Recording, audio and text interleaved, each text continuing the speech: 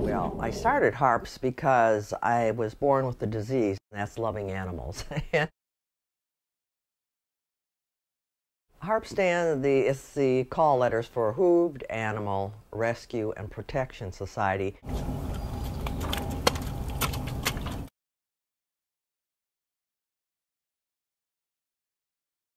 When you go into a farm situation where there are horses, and if there happen to be sheep or goats or even cattle that are dying and in pitiful condition, you can't turn your back on them and walk away and say, well, we're just taking the horses. So we call it Hooved Animals.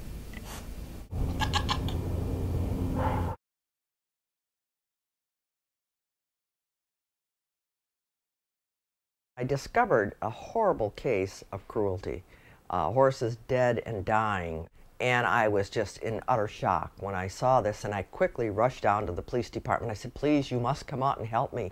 This man is letting horses starve to death. They're dying in front of us.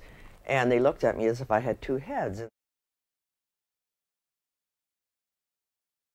And that's when I discovered that the laws on the books in Illinois were 150 years old. They were antiquated, and what's worse than that, there was no branch of our government responsible for enforcing it.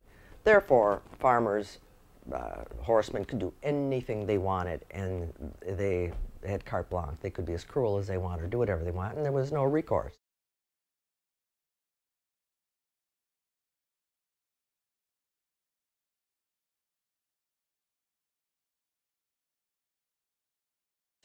We see everything from blatant abuse and neglect to ignorance. I grew up riding horses from the time I was 4 years of age, and then by the time I was 8, my mother Donna had founded the Humane Society. And what we do here is obviously bring them back to health, and then, you know, emotionally bring them back to a place where they can feel comfortable with humans again, and then we train and then adopt out.